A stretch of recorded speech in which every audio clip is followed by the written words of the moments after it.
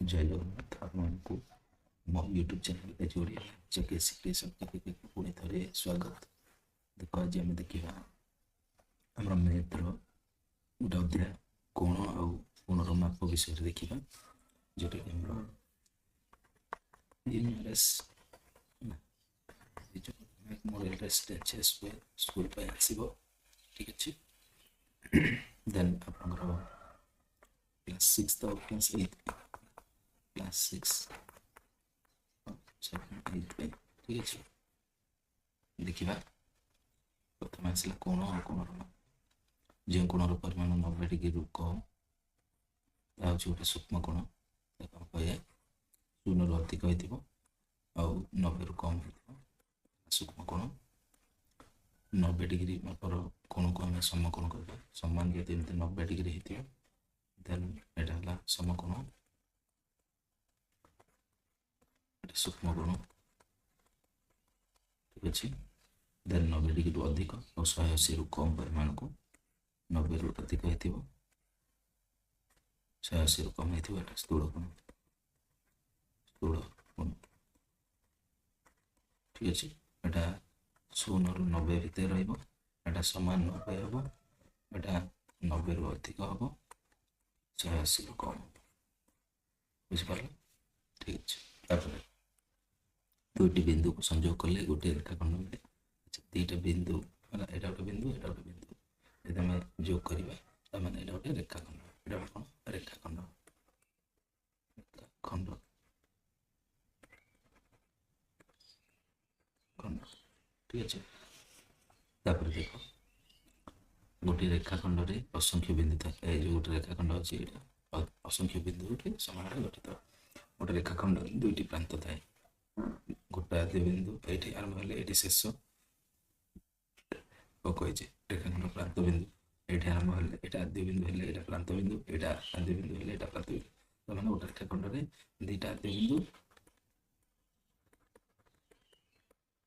दुईटा प्रांत बिंदु है प्रांत बिंदु ठीक अच्छे। देखिए नेक्स्ट दुईटी बिंदु मध्य दे केवल गोटे मात्र सरलरेखा दुईटा बिंदु देकर आम केवल गोटे सरलरेखा कौन कर सरलरेखा जब कह गोटे ही कर ठीक अच्छे। गोटे सरलरेखार असंख्य बिंदु थाए गोटे सरलरेखा अच्छे सरलरेखा बिंदु असंख्य आम देखिपर असंख्य बिंदुर समाहार सरलरेखाटी गठन होते आम जिते बढ़ेगा बढ़ इे जिते बढ़ेगा बढ़ ठीक अच्छे।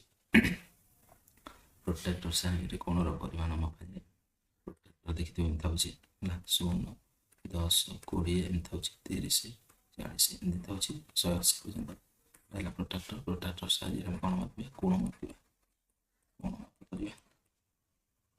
ठीक अच्छे।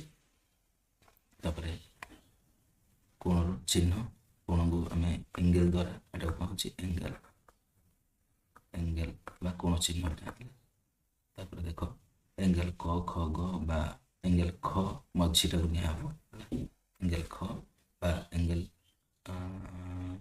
ख ग ख ग मान ख कोण आम मझी जोटा थी से आम तार कोण बोली भाविया गोटे बिंदु मध्य आम जदि गोटे बिंदु देती मैंने ताकि असंख्य आम सरलरेखा बा रेखाखंड अंकन कर ठीक अच्छे। नेक्स्ट बर्तमान प्रश्नावली देखा से देख जो कोणर परिमाण 90 डिग्री कम क्यों प्रकार 90 रु कम 0 रु अधिक 90 रु कम माने सूक्ष्म कोण सूक्ष्म कोण है त्रिभुजर 3 कोणर समष्टि केते त्रिभुजर 3 कोणर परिमाण त्रिभुजटा यहाँ 3 जहाँ कोण मिसला 180 डिग्री ठीक अच्छे। 3 नंबर को जावा त्रिभुज अति बेसी केतोटी समकोण अच्छी गोटे त्रिभुज अच्छी अति बेसी गोटे ही समकोण हम गोटे ठीक अच्छे। नेक्स्ट केउटी एक स्थूल कोण कौटा देख 90 डिग्री यहाँ समकोणटा यहाँ 0 डिग्री 0 डिग्री यहाँ 130 तो मान 65 डिग्रीटा हूँ गोटे आम स्थूल कोण ये कही उत्तर ठीक अच्छे। 5 नंबर पंचभुज केतोटी बाहु थाए पंचभुज गोटे पंचभुज पंचभुज केतटा बाहु था गोटे 2टा 3टा 4टा 5टा नेक्स्ट 6 षड़भुज केतटा बाहु थाए षड़भुज से देखा कर ଷଡ଼ଭୁଜ କେତେଟା? ଛଅଟା। 1 2 3 4 5 6 ଛଅଟି। ଆସିବା 7 ନମ୍ବରକୁ ଦେଲା 90 डिग्री मापर कोणକୁ କେଉଁ କୋଣ କୁହାଯାଏ? 90 डिग्री मापर कोणକୁ ସମକୋଣ। ଠିକ୍ ଅଛି। ତାପରେ 8 ନମ୍ବର ଚତୁର୍ଭୁଜ ଚାରିକୋଣ ସମଷ୍ଟି କେତେ? ଚତୁର୍ଭୁଜର ଚାରିକୋଣ ସମଷ୍ଟି 360 डिग्री। ଏଇଟା ଚତୁର୍ଭୁଜ ତାର ଚାରିକୋଣ ଯାହା ମିଶିଲା ହଉ ନହେଲେ ଯେକୌଣସି ମାନେ ଯେଉଁ ଟାଇପ୍ର କୋଣ ବି ଥାଉ କିନ୍ତୁ ମିଶିଲା ବେଳକୁ 360 डिग्री ହେଲା। ଯେଉଁ କୋଣ 0 डिग्री ଅଧିକ କିମ୍ବା 180 କିମ୍ବା 180 ତାହାକୁ କେଉଁ କୋଣ କୁହାଯିବ? 0 କିମ୍ବା 180 0 डिग्रीରୁ 180 ଭିତରେ ଥିବ ସେଟା ହେଲା ସ୍ଥୂଳ କୋଣ। এটা ଟିକେ ଭୁଲ ଦେଇଦେଇଛି 180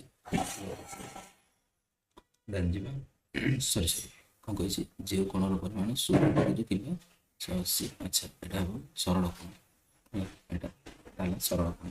ଏଇଟା 0 180 ଏମିତି ଯିବ କି ନାହିଁ? 180 ତା ମାନେ ଏଇଟା ସରଳ କୋଣ ହେଲା। ସରି ନେକ୍ସଟ ଦେଖ କେଉଁ ଯନ୍ତ୍ର ସାହାଯ୍ୟରେ କୋଣ ମାପ କରାଯାଏ?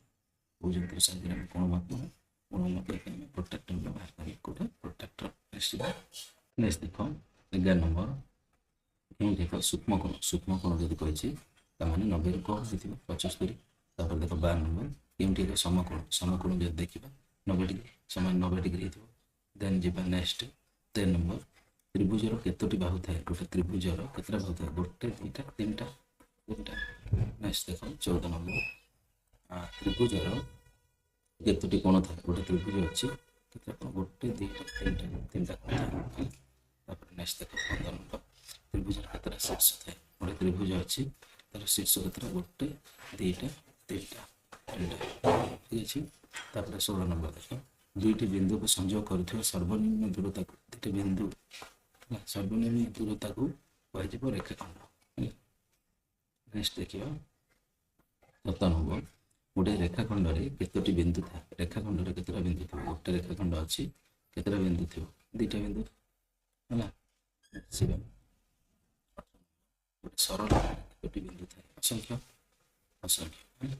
ତାପରେ ଦେଖ ଗୋଟିଏ ରଶ୍ମି କେତୋଟି ବିନ୍ଦୁ ଥାଏ? ରଶ୍ମି ଗୋଟେ ରଶ୍ମି ଅଛି ରଶ୍ମି ଏଟା ରଶ୍ମିରେ କେତେଟା ବିନ୍ଦୁ ଥାଏ? ଗୋଟେ ହିଁ ଥାଏ। ତାପରେ 20 ନମ୍ବର ଗୋଟେ ରେଖାଖଣ୍ଡରେ କେତୋଟି ପ୍ରାନ୍ତ ବିନ୍ଦୁ ଥାଏ? ଗୋଟେ ରେଖାଖଣ୍ଡ ଅଛି ହେଲା। ଆଦ୍ୟ ବିନ୍ଦୁ 2ଟା ଏଠି ଆରମ୍ଭ ହେଲେ ଏଠି ଶେଷ ଏଠି ଆରମ୍ଭ ହେଲେ ଏଠି ଶେଷ। ତା ମାନେ କ'ଣ ପଚାରିଛି? ପ୍ରାନ୍ତ ବିନ୍ଦୁ ପଚାରିଛି ତ 2ଟା ହିଁ ହେବ। ଆଦ୍ୟ ବିନ୍ଦୁ ହେଲେ 2ଟା। ଦେଖ 21 ନମ୍ବର ଗୋଟେ ସରଳ ରେଖାରେ କେତୋଟି ପ୍ରାନ୍ତ ବିନ୍ଦୁ ଥାଏ? ସରଳ ରେଖାରେ ଯଦି ଦେଖିବେ ଗୋଟେ ସରଳ ରେଖା ଅଛି ହେଲା। ସରଳ ରେଖା ଅଛି ଆଦ୍ୟ ବିନ୍ଦୁ କେତେଟା ଅଛି? ପ୍ରାନ୍ତ ବିନ୍ଦୁ କେତେଟା ଅଛି ଆମକୁ ଜଣା ନାହିଁ। ଜଣା ନାହିଁ। ଇଆଡ଼େ ବଢ଼େଇଲେ ବଢ଼ିବ ଇଆଡ଼େ ବଢ଼େଇଲେ ବି ବଢ଼ିବ କାରଣ ପ୍ରାନ୍ତ ବିନ୍ଦୁ ଜଣା ନାହିଁ ଆମକୁ। ଗୋଟେ ରଶ୍ମିରେ କେତୋଟି ପ୍ରାନ୍ତ ବିନ୍ଦୁ ଥାଏ? ଗୋଟେ ରଶ୍ମିରେ ଆଦ୍ୟ ବିନ୍ଦୁ ଥାଏ କିନ୍ତୁ ପ୍ରାନ୍ତ ବିନ୍ଦୁ ନଥାଏ ନାହିଁ ହେଲା। ତାପରେ ଦେଖ ନେକ୍ସଟ ଦୁଇଟି ବିନ୍ଦୁ ମଧ୍ୟ ଦେଇ କେତୋଟି ସରଳରେଖା ଅଙ୍କନ ସମ୍ଭବ? 2ଟା ବିନ୍ଦୁ ଦେଇକି କେତେଟା ସରଳରେଖା? ଗୋଟେ ହେଲା। ଦେନ୍ ଦେଖିବା କୋଣର ଚିହ୍ନ ହେଉଛି ଏଇଟା କୋଣ ଚିହ୍ନ ହେଲା। ତାପରେ 25 ନମ୍ବର ଚତୁର୍ଭୁଜର କେତୋଟି ବାହୁ ଥାଏ? 4ଟା ବାହୁ। ଚତୁର୍ଭୁଜର 4ଟା ବାହୁ 1 2 3 4ଟା ହେଲା। ନେକ୍ସଟ ଯିବା ନେକ୍ସଟ କ୍ୱେଶ୍ଚିନକୁ। ନେକ୍ସଟ କ୍ୱେଶ୍ଚିନ ହେଲା ଆମର 17 ନମ୍ବର ବର୍ତ୍ତମାନ ଆମର କ୍ୱେଶ୍ଚିନ ସରିଯାଇଛି। 25ଟି କ୍ୱେଶ୍ଚିନ ଥିଲା। ଏମିତିକା ଯଦି ନୂଆ ନୂଆ ଭିଡ଼ିଓ ଦେଖିବାକୁ ଚାହୁଁଛନ୍ତି ଆଗକୁ ତାହେଲେ ଆମ ଚ୍ୟାନେଲକୁ ଲାଇକ୍ କରନ୍ତୁ ସେୟାର କରନ୍ତୁ। ଆଉ ହଁ ଯେଉଁମାନେ EMRS ପାଇଁ ପ୍ରିପେୟାର ହେଉଛନ୍ତି କି ଆମର Biju Patnaik memorial residential school ପାଇଁ ପ୍ରିପେୟାର ହେଉଛନ୍ତି ସେମାନଙ୍କୁ ଅନୁରୋଧ ଯେ ଚ୍ୟାନେଲକୁ ଯାଇକି ଭିଜିଟ୍ କରନ୍ତୁ। ପ୍ଲେ ଲିଷ୍ଟରେ ସବୁ ଭିଡ଼ିଓ ଗୁଡ଼ିକ ଅଛି ଦେଖିନେବେ। ଆଉ ଯଦି ଦେଖିଛନ୍ତି ତାହେଲେ ଅଧିକ ମାତ୍ରାରେ ସେୟାର କରନ୍ତୁ ଯାହାଫଳରେ କି ଅନ୍ୟ ପିଲାମାନେ ମଧ୍ୟ ତାର ଫାଇଦା ପାଇପାରିବେ। ରହୁଛି ଜୟ ଜଗନ୍ନାଥ।